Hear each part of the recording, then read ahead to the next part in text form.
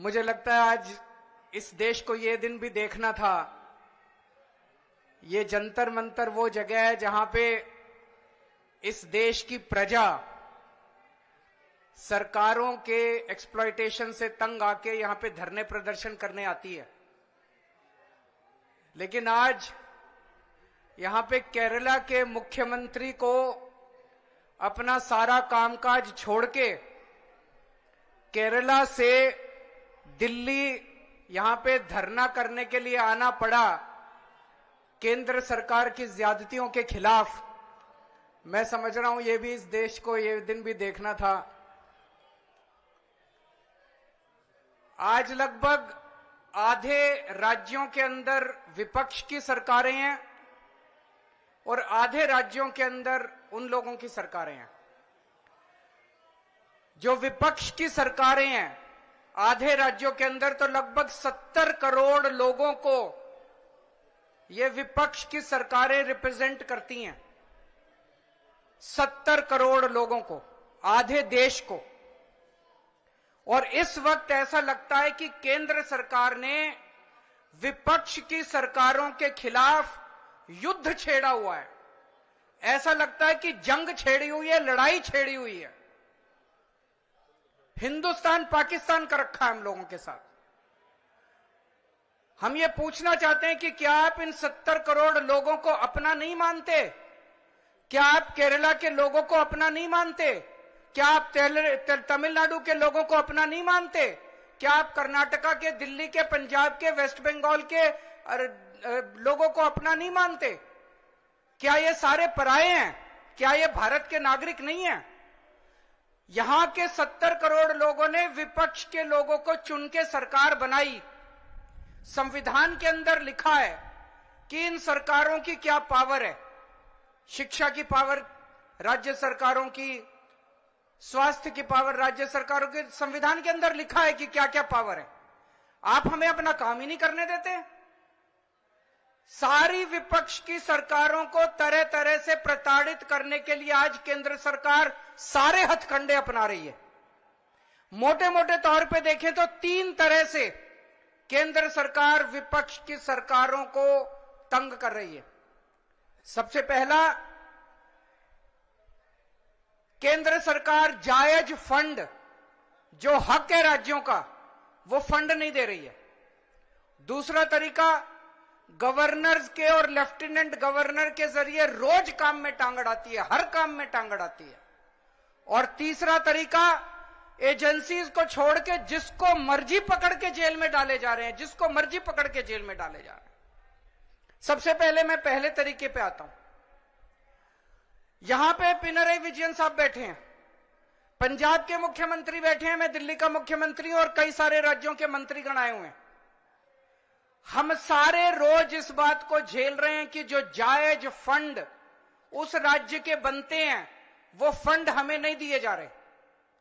अगर केरला के लोगों को उनके हक के फंड नहीं दिए जाएंगे तो काम कैसे चलेगा? सरकार कैसे चलेगी?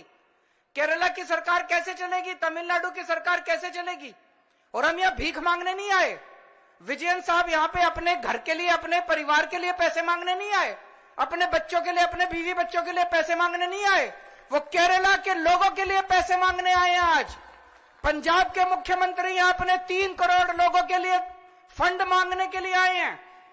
मैं दिल्ली का मुख्यमंत्री अपने दिल्ली के 2 करोड़ लोगों का हक मांगने के लिए आया हूं।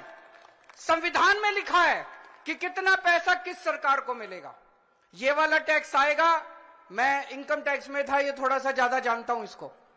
तो कितना फंड, कौन सी सरकार कितना फंड इस्तेमाल करेगी, कैसे इस्तेमाल करेगी, फाइनेंस कमीशन होगा, फाइनेंस कमीशन तय करेगा, ये पैसा केंद्र के पास जाएगा, ये पैसा राज्य सरकार। अरे जो हमारा हक है, हमारा नहीं, लोगों का हक है, केरला के लोगों का हक है, तमिलनाडु के लोगों का हक है, वेस्ट बंगाल के, पंजाब के, दिल्ली के लोगों का हक है। वो हक आप कैसे छीन सकते हैं लोगों का? आप उनका काम कैसे रोक सकते हैं? अगर आप हमारे लोगों के पैसे नहीं देंगे तो हम सड़कें कैसे बनाएंगे, बिजली कैसे देंगे, लोगों का विकास कैसे करेंगे? मैं भी 1-2 बैनर देख रहा था, उसमें लिखा था कि